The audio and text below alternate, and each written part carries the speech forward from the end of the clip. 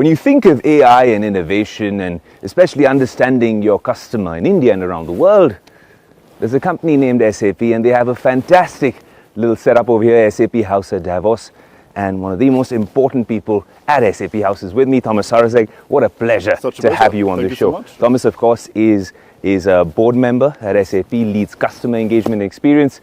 And of course, SAP is the most valued, highly valued, publicly listed company in Germany.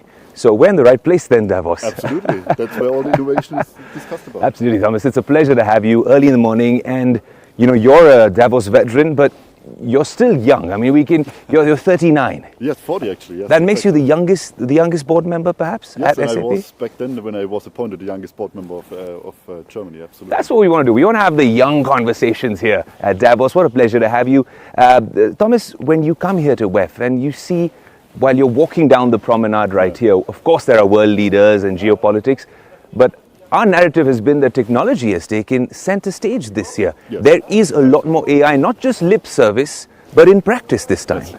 And I think the reality is actually what we clearly see, that AI is changing the lives of people, which means society. And that's a topic where, for sure, in the World Economic Forum, it's not only a business topic, but also for politicians, how to deal with the productivity gains of AI. What does that mean with labor law, for instance? So there's a multitude of conversations which are coming here together. And that's what makes the World Economic Forum so special, to bring academia, governments, business leaders, everybody together in one place. And I think the motto of this year's World Economic Forum, a spirit of dialogue, is more important than ever. Has the spirit of dialogue really been shining through? Are the conversations happening when it comes to tech and AI, the entire tech stack, understanding your customer, digital transformation? Have these been key themes with some of the stakeholders, the conversations you've been having? No, absolutely. It was clearly one of the top of mind discussions here in Davos, and already in the Chatham House rule conversations which are happening here. It's interesting to see how businesses adopt actually AI, what they do with AI, and also the learning the last couple of years. I mean, after the ChatGPT moment, end of 2022, we clearly see a huge excitement about AI, but the question also, how do we embrace it in the context of the enterprise? And here, for sure, we need to talk about data. How do we bring the relevant data, the business context, business processes, business data into the mix to make really relevant and reliable decisions? Because if you do a decision in a business context, you don't want to have hallucinations if you take a huge investment decision as a company. And that's the reason why it's so essential that we talk about how we best support our customers and clients around the globe with AI. You know, it's interesting when we talk of AI, it should be a democratic, sort of decentralized, everyone, AI for everyone. And but we still see that a lot of the big tech conversations are happening in the US. Over here you see, you know, contingents from India, Asia, Europe as well. Do you think maybe it needs a little bit more of a push in some of these jurisdictions in terms of talking about, like you said, regulations, like you said, innovation and digital transformation? It's happening. Is it a case of maybe slightly lackluster marketing, or is the time going to come soon? I think there are two aspects to that question. It's a phenomenal question, by the way. Two aspects. The one is, for sure, if you think about Europe and you mentioned regulations, I mean, on the one hand side, for sure, we need to always be cautious that we don't have too much regulations, which also hinders innovation. So we need to be very careful. But if you think about responsible usage of AI, you need to trust AI. And for trust, you need regulations. If you go on the plane, just an example, you trust that this plane is maintained and working, the pilot has a license, it's regulated. That's the reason why you trust to go on a plane, to go into risk exposure. If you want to use AI in simple terms, you need the same, you need to trust AI. And that's the reason some sort of regulations make sense, but we should not overdo it for sure. The second aspect is, to your point, I absolutely see a lot of companies, US companies, coming to Europe, quite frankly, coming to us, asking for partnerships. Right. I mean, OpenAI came to us, asked for, hey, can SAP help to bring OpenAI to Germany?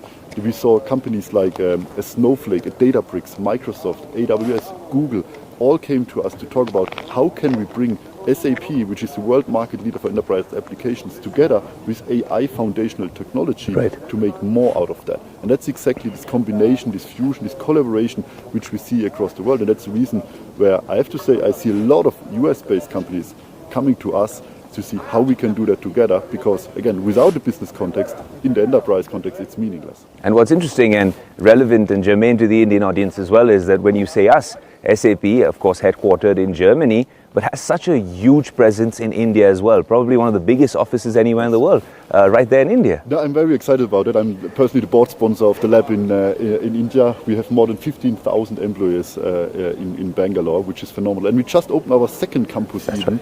So basically we continue to grow significantly.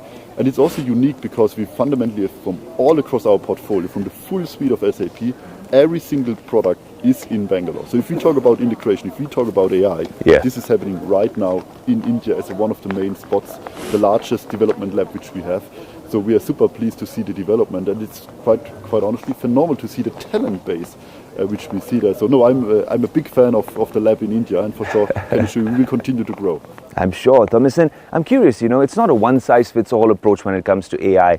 And we mentioned how different countries are dealing with it, with trust and regulations.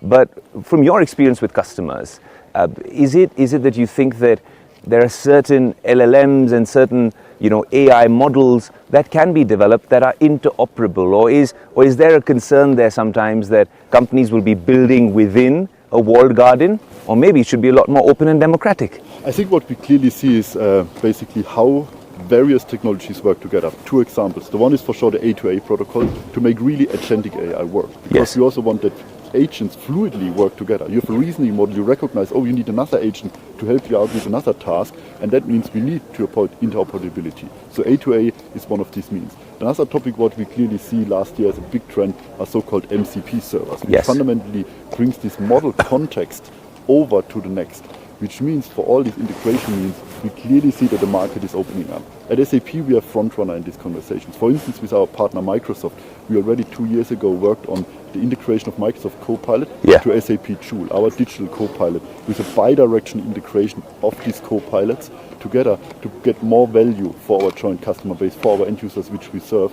And this is something which we clearly see now in the market, how this is evolving. So absolutely we need to bring the things together. There cannot be a firewall around the various aspects, because information needs to fly in an information age which we are in. Thomas, the conversation about AI, the narrative a few years ago was about a hope-based approach versus a fear-based approach. Now things are moving so quickly in AI. I know when you were in India, you did mention, and this was one of the headlines, about how AI is not necessarily taking away jobs, it's augmenting the existing workforce, and it's creating a lot more jobs and efficiencies. Absolutely. Are you still of the same opinion? Absolutely. I'm a deep believer that actually new technology always creates jobs. And if you think about the history, every industrial revolution created more jobs afterwards. Also, fun fact actually, if you think from the year 1950 to today, 86% of the growth in jobs came from new technology and new topics, which means I'm a firm believer in that we will see job creation, but, and that's the important piece, the jobs will be different and the jobs will evolve, and every single job function will be touched by AI.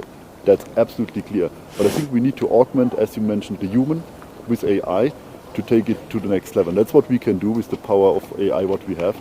So jobs will change, people will need to upskill, people will need to learn, and also quite frankly, it's a change process. People need to embrace this new technology and see that as an advantage and not as a risk. And that's a mental, that's a cultural topic which we see.